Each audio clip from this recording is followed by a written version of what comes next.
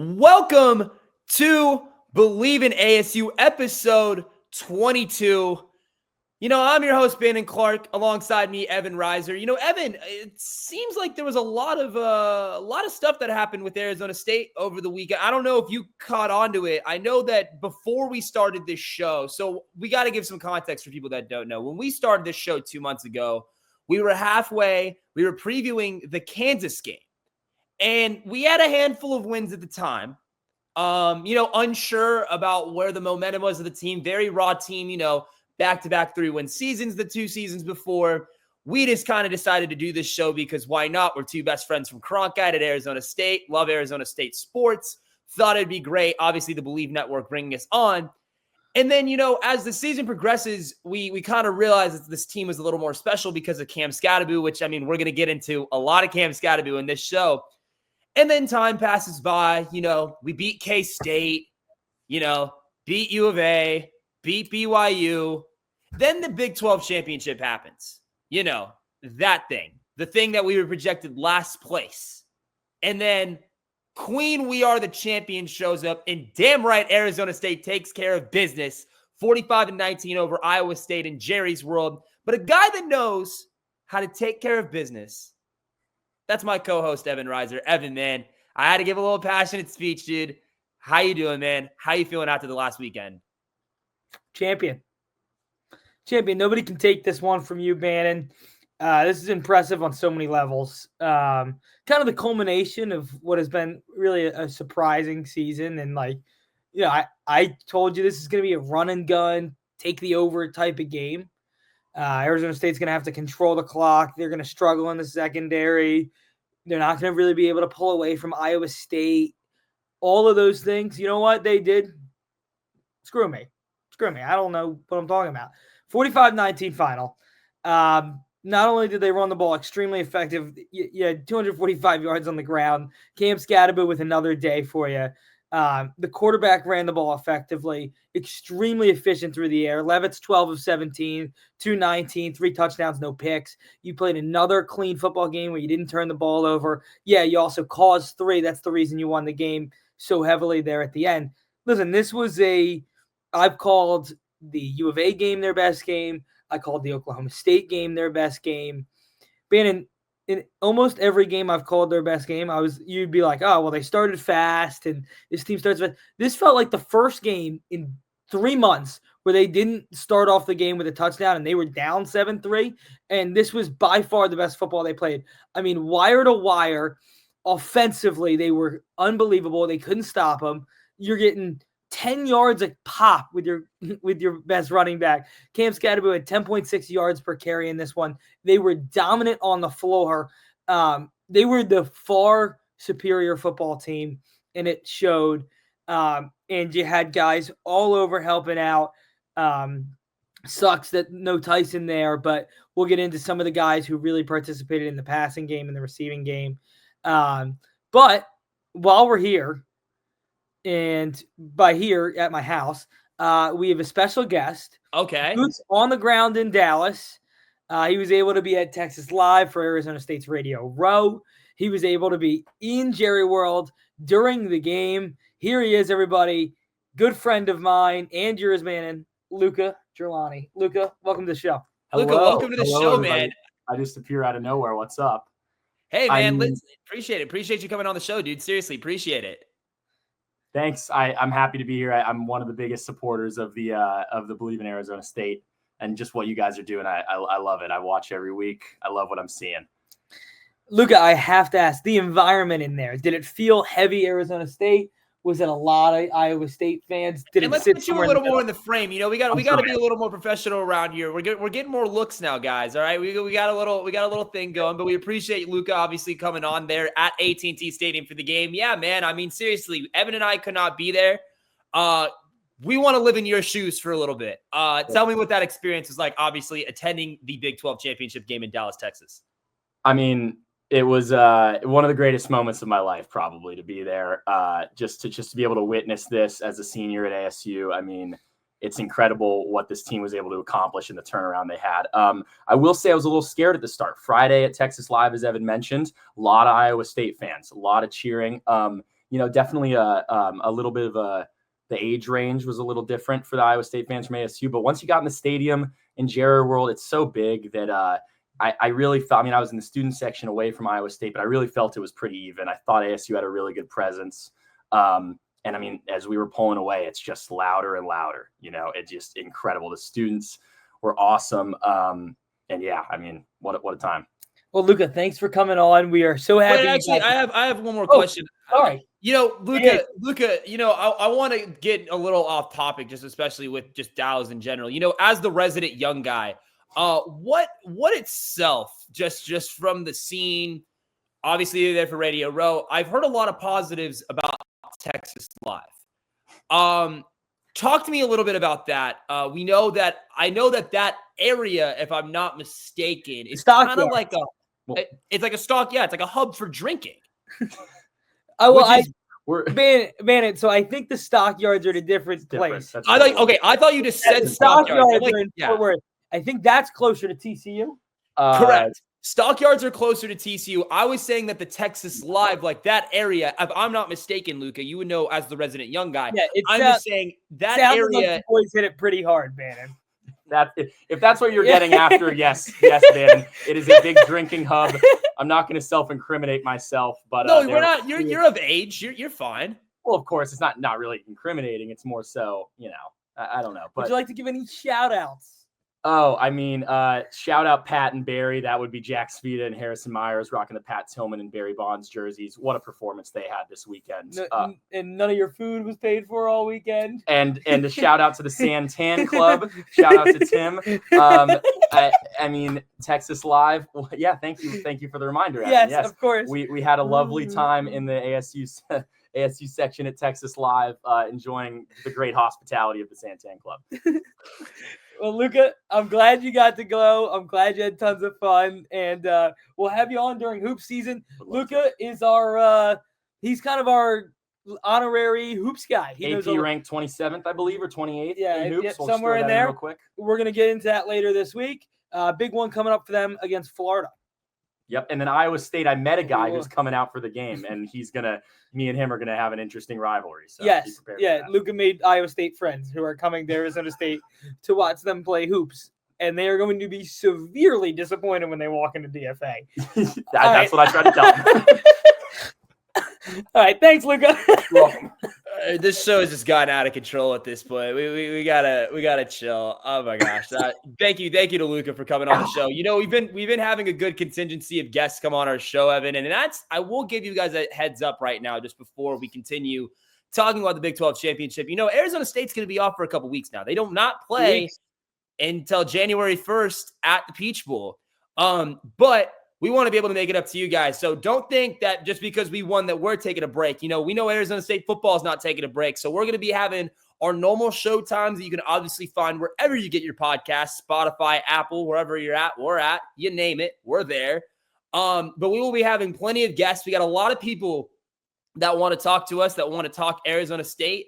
Like Lucas said, obviously being there in Dallas, there was a lot of Arizona State fans obviously saying it was sort of 50-50. But just from the looks of it, it definitely felt very Arizona State. I think towards the end when the score that it was at 45-19 and Jeff Sims is getting thrown in the game, I think that's how you know that Arizona State came to play. But let's talk about that a little more, Evan. I'm serious when I say that. The Sun Devils, 11-2 now, entered the playoffs. Kenny Dillingham just being who he is and continuing to preach him. I feel like we don't even talk about him enough, but I think we do. We talk about him and Cam Scatterby probably the most. But one of the greatest turnarounds in program history, making the Peach Bowl. I wish they were at the Fiesta Bowl, but they will be playing the winner of Clemson versus Texas, and that'll be decided on December 21st. So we're looking forward to that as well. Obviously, being in the game in Atlanta, we will hopefully try to get some coverage out there. We are still trying to work that out on one of our ends, or maybe both of our ends. We shall see. It'd be a solid way to start the 2025 year. But yes, Evan, let's just talk about the obvious. The elephant in the room, that's Cam Scatterby, 170 rushing yards, 3 total touchdowns, 2 rushing touchdowns, and a receiving touchdown on a 33-yard pass.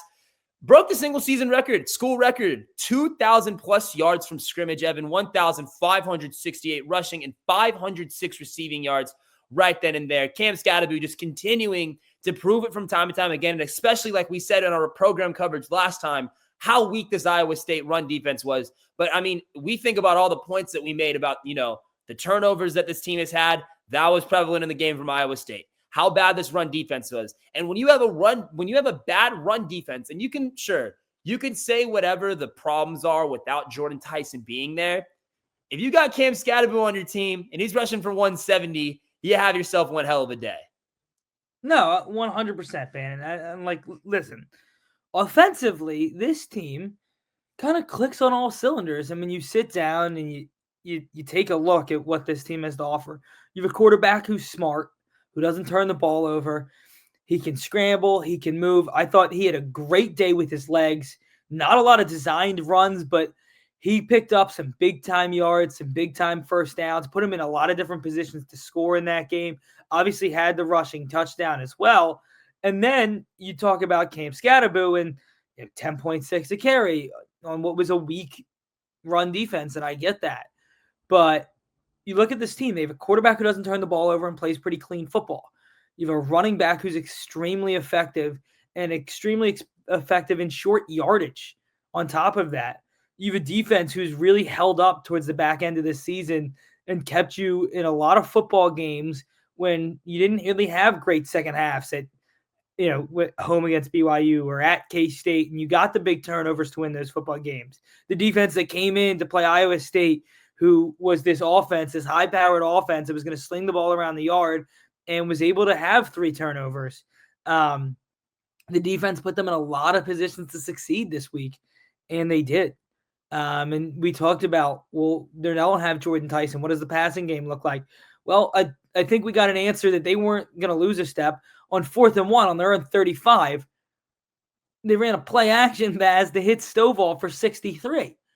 And Marcus Arroyo, who doesn't get the type of credit he deserves, the Arizona State offensive coordinator.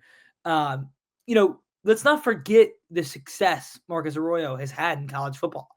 He was the offensive coordinator at Oregon when Justin Herbert was there. A lot of people credit him for the growth of Justin Herbert, and he's talked about it before. He sees a lot of similarities when you sit down and you look at Herbert. And listen, I get it. One's 6'5", 6'6", or whatever Herbert is, and one's not that big in Sam Leavitt.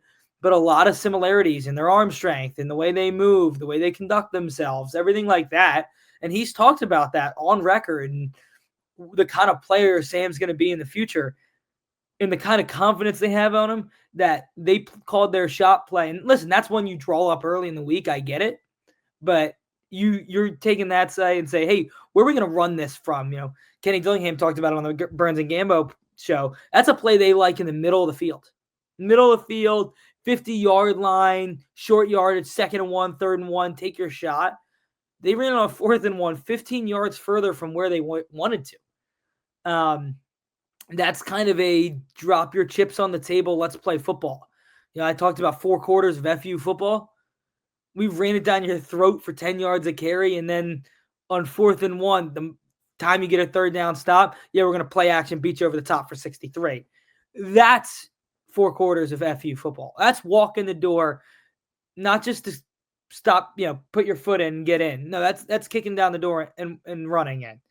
And that's what this team is. And we talk about Kenny Dillingham, but what a job from the coordinators and the coaching staff, Marcus Arroyo. What a job, from everybody involved on the offense. But Brian Ward defensively, what a game plan they had coming out again this week. From a position coach is, listen, the receiver room has been punched in the face with Jordan Tyson out.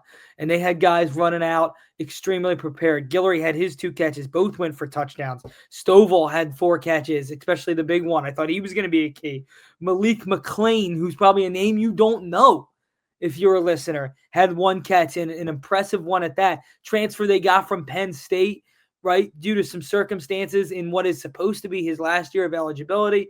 He had to go home for some family matters. Turns out they redshirt him in a mutual decision to redshirt him. Well, now they're still going to get him next year, and the redshirt's over.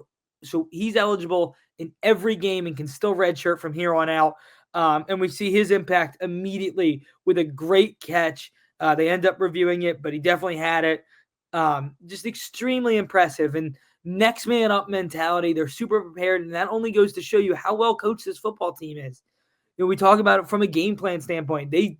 Like I said, they played their best wire-to-wire football game this week in the biggest game of the year, yeah, but they had guys step up all over the field. And it goes back to just this has been the mentality of this team. For people that don't understand what we've been covering from Arizona State, this has been a next man up mentality. Especially going back to Jordan Tyson, like right when we started this show, Jordan Tyson wasn't really that known to us. It really was just Cam Scadaboo and Sam Levitt running the ball away and just kind of doing that. And then you see this guy step up the way that he was stepping up, and he's really proven that. And obviously without him, that really hurt. But you see guys like Stovall and like all these guys have just been able to step up. I even want to shout out Xavier Guillory real quick, because listen, he only had 2 receptions for 28 yards, but that was 2 receptions. They were 2 scores.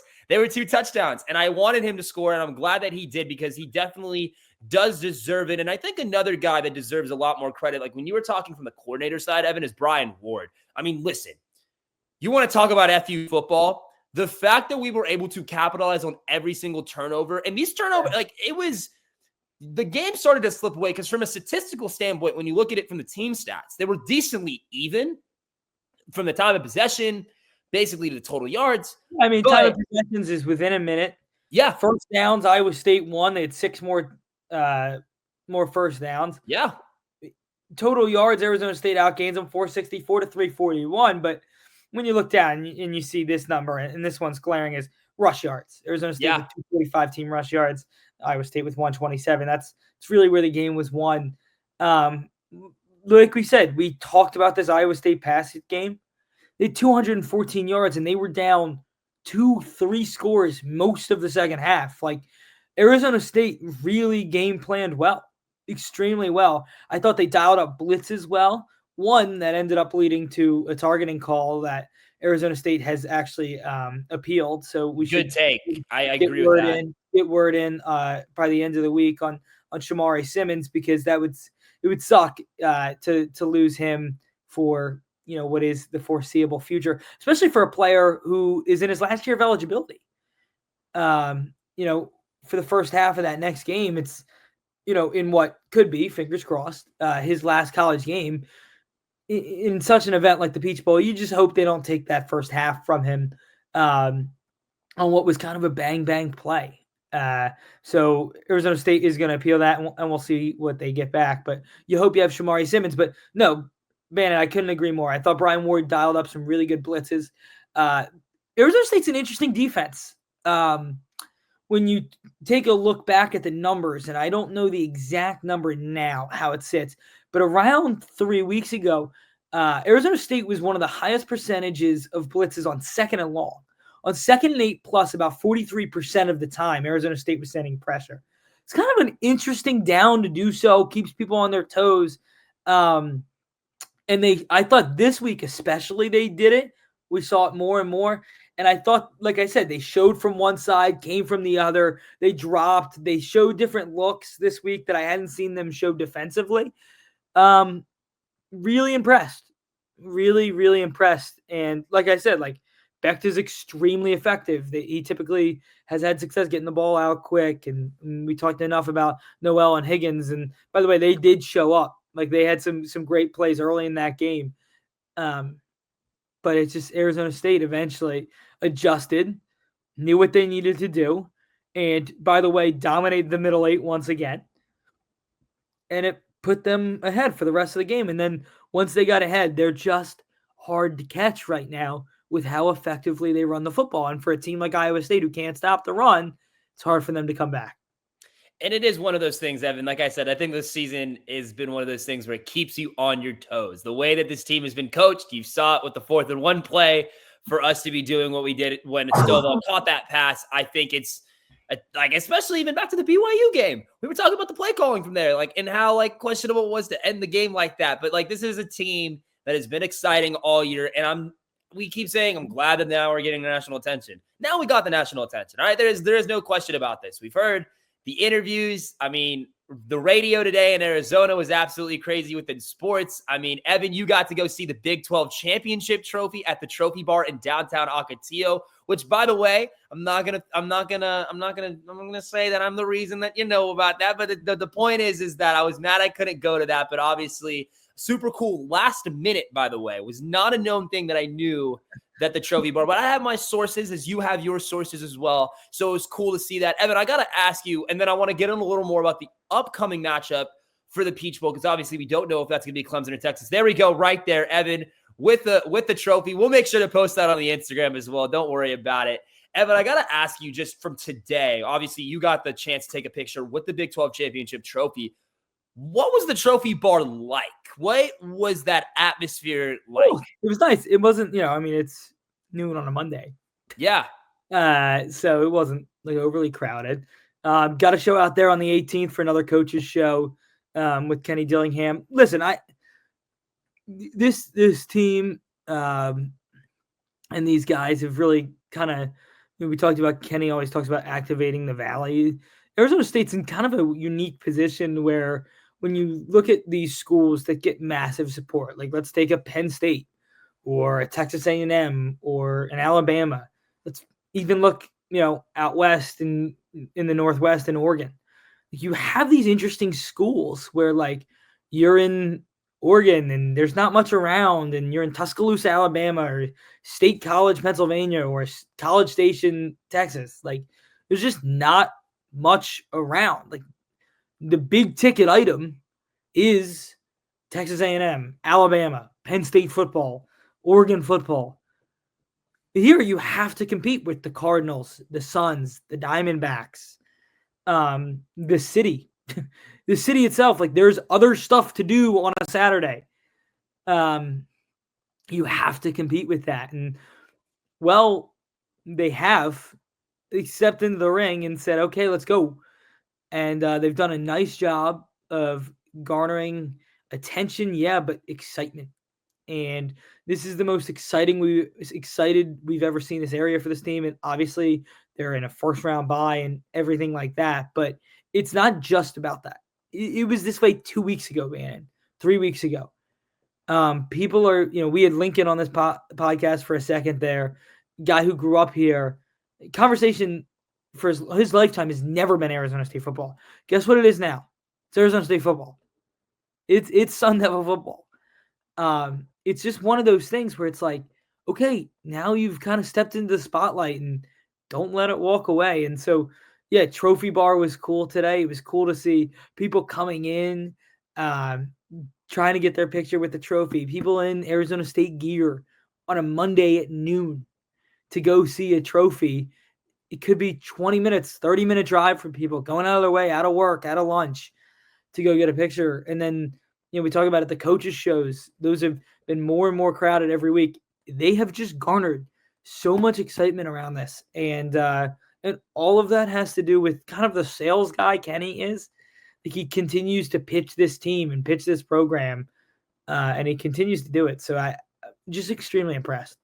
And it's just a start. I think that's the craziest thing that I can tell you about that. It really is just a start. But we appreciate you guys listening to Bleav in ASU, talking about, I can't even believe I'm saying this right now, Arizona State winning the Big 12 championship. That is just, it's been a great weekend. Obviously, I got to spend it with you and watch the game. I think you and I had a couple moments where you and I were just chatting the entire time about this game, just being like, holy crap, like we're up this much, like this is happening. And just to be able to do it with my best friend, and just makes it all the merrier. But listen, we got some time. I know the holidays are coming up, Evan, but if there is a time for us to be working or doing anything more, it is right now. So listen, we're going to have some guests. We're going to be working out some stuff and whatnot, keeping you guys busy, keeping you guys informed about Arizona State football. For all of our new users, make sure you're following us on Instagram at Bleav in ASU. That's right, BLEAV in ASU.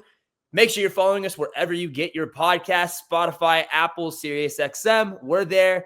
Trust me. This is just the start. We've continued to say that from time to time, and we just enjoy doing this. So we appreciate the love, appreciate the support. Obviously, last week was our giveaway. Got a lot of new followers, and we're starting to get a lot of new followers now because of Arizona State. So that just makes me even the happiest. Evan, Before we wrap things up, rapid fire real quick, because I don't want to spoil anything for any of our future episodes. Right now, December 9th, isn't it funny to think real quickly, and this is kind of a two-part question.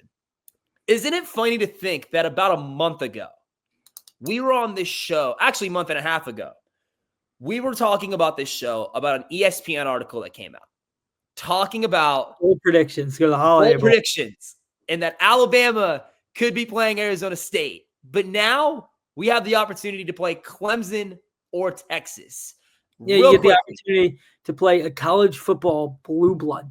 Yeah. A program that Dabo Swinney took to the next level. And Kenny has talked about this program and how, Dabo has done a lot of what Kenny wants to do. And take an on and off elite program, this kind of up and down roller coaster that Clemson was, and make them 15 years of complete, you don't want to say domination, but how many times have they won the conference in the last 15 years? Like another one for them this year in the ACC, and just super impressive. And so that's a guy Kenny has kind of talked about of, emulating what they've done at Clemson, and then you get the chance to play Texas, and Bannon, you've a hard time seeing that they're going to be a favorite in either of those games. Well, now here's my next question for you. We don't have to spoil anything because we're going to get more into it later, because obviously we don't know who we're playing. Clemson or Texas, who would you rather play? Clemson. You'd rather play Clemson? Not even close. Yeah. I wanted you to say Clemson. What? I wanted you to say Clemson. I think the Texas aspect would be it'd be a good spotlight for Arizona State. I'm not saying, because this team has been able to battle all season long, but logically, you want Clemson. You want Clemson, but do you think Clemson's going to take care of Texas? I don't. No, in early, I'll take Texas in that game. I think, I just like Texas in that game. It'll be interesting. Some things I thought this week, like I just thought Quinn wasn't healthy. Now he'll have 2 weeks to sit on that ankle, and we'll see what it looks like when they come out to play them. But who knows? Right? You never know. I think Klubnik is just more inconsistent. I think Quinn does things you're like, okay, that was kind of stupid. But it was one of those things. Like, I think I was, like most in the country, sitting watching that Texas game thinking like, okay, Quinn doesn't look healthy, and maybe they go to Arch here. A lot of people like Texas early in the year to win the national championship under the philosophy that if the quarterback gets hurt, they still have a really top 30 quarterback in the country who hasn't even seen action, but has a hell of a last name on his back. And so, no, I think that maybe they should have went to Arch last week, in a loss to Georgia. It's like, it's one of those things you don't know. If Texas played like they did this weekend, give Arizona State a chance. Always got to go with the Sun Devils. Devils by 90 is what we've been saying all year long. But had to end on that real quickly. We appreciate you guys. Bleav in ASU. I'm your host, Bannon Clark, alongside Evan Reiser. Once again, always Bleav in ASU and Forks Up.